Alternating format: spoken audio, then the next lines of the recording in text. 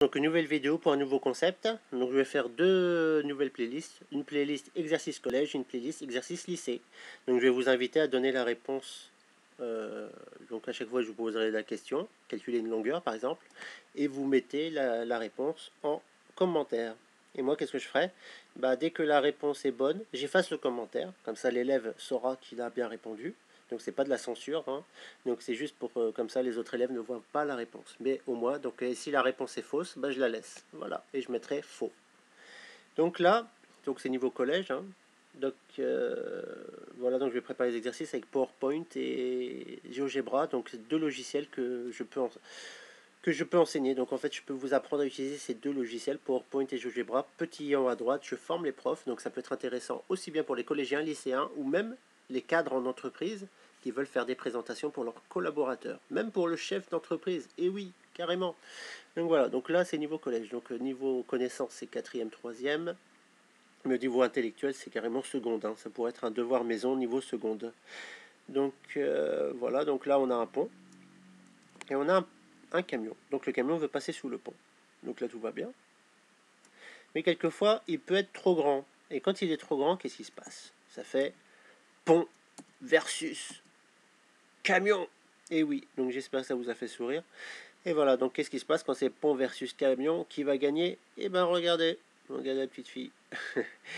Voilà, donc j'espère que ça vous a fait sourire. Donc voilà, quand on calcule mal la hauteur du camion. Et oui, voilà comment ça se passe.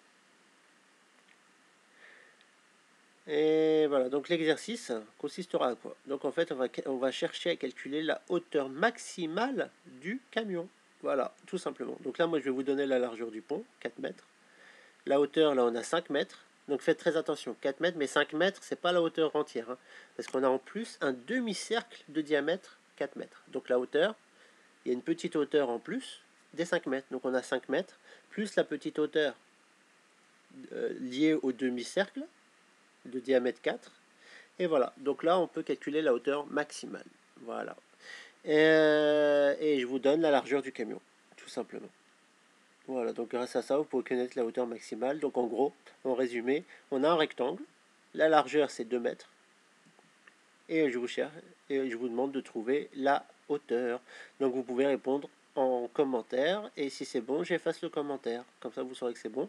Et si c'est pas bon, et si vous voulez connaître, si vous voulez savoir comment on résout cet exercice, il suffit de m'appeler et on prend un cours de maths. Et voilà. Donc après, si vous voulez, on travaille juste cet exercice ou bien on fait tout le chapitre, voire toute l'année. Voilà. Donc voilà. Donc après, vous continuez avec moi avec des cours particuliers sur 3 agglomérations et à distance. Hein. Et mon numéro est 06 23 12 26 01. Donc voilà. Donc je vous rappelle les données. Hein. Donc 4 mètres la largeur et 5 mètres la petite hauteur. Plus, hein, n'oubliez pas, le demi-cercle. Voilà. Donc là, c'est avec PowerPoint. Donc si ça vous suffit, vous pouvez commencer à essayer de répondre. Voilà. Mais autrement, moi, ce que je vais vous faire en plus, ce que j'ai préparé en plus, c'est GeoGebra. Et oui, donc là, c'est le camion. Hein. Donc là, il apparaît, il disparaît. Donc là, quand je clique là, il apparaît. Et là, ce qui est marrant, c'est que je peux changer la largeur du camion et je peux changer la largeur du pont. Voilà. Là c'est la largeur. Et oui, c'est pas pratique l'ordinateur portable. Et ouais, tac, tac, tac, tac. Donc on bouge ça, et là on peut changer la hauteur. Voilà, donc là je peux m'amuser avec ça. Donc là, et après par exemple je retire le camion. Et là, ce que je vais vous demander, c'est le rectangle de tout à l'heure. Donc le rectangle, donc calculer la hauteur du rectangle. Donc là on sait par exemple la largeur c'est 2,6 mètres et on cherche la hauteur. Donc GeoGebra, ce qu'il fait, lui, il peut calculer directement 6,7 mètres, d'accord? Donc ça c'est facile pour GeoGebra. Donc forcément quand je vais changer la largeur du camion, la hauteur va changer. Hein. C'est logique. Voilà, donc plus le pont va être large et tout ça, donc en fait je peux changer la largeur et tout ça. Donc je peux changer la largeur du pont, tac, et après changer la hauteur, etc. etc. Là quand la largeur est trop petite, donc il ne peut pas voir le camion. Voilà. Voilà, donc vous avez compris. Donc après, bon voilà, donc là vous répondez en bas. Donc qu'est-ce que je peux faire? C'est je vais vous donner un indice.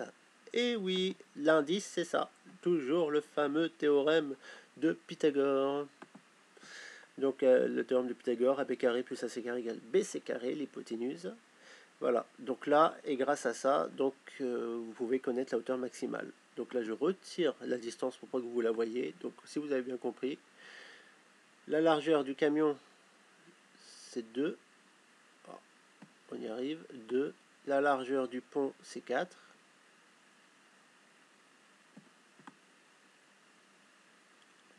Oh, voilà, oh, 4. Et la hauteur, là, c'est 5. Mais attention, hein, 5, c'est pas d'en bas jusqu'à en haut. C'est juste HO. D'accord? C'est là, c'est la hauteur là qui fait... donc c'est la petite hauteur là qui fait... Combien? J'ai dit 5 cm. 5 mètres. Voilà. Après, il faut rajouter la hauteur du demi-cercle. Voilà, donc le demi-cercle, qui a un diamètre de 4 mètres. Voilà. Donc 2 mètres, 4 mètres, 5 mètres. Vous avez bien compris, hein, je répète. Largeur du pont, 4 mètres. Diamètre du cercle, 4 mètres.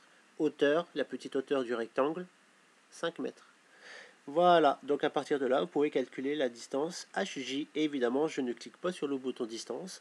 Donc à vous de trouver la réponse grâce au théorème de Pythagore en vous aidant des 2 points que j'ai rajoutés, O et N. O, c'est l'intersection entre HJ et DF. Et N, voilà le centre du cercle. Voilà. Donc, je vous invite à cliquer sur la vidéo qui va apparaître après. Hein. Je me présente. Et il y a mon numéro dessus, qui est toujours le même, 06 23 12 26 01. 06 23 12 26 01. Et je donne des cours de maths sur 3, agglomération et à distance. Voilà. Et toujours 30 minutes gratuites pour m'essayer. Voilà. À bientôt pour une nouvelle. Donc, oui. Aimez, abonnez-vous, partagez et à bientôt pour une nouvelle vidéo.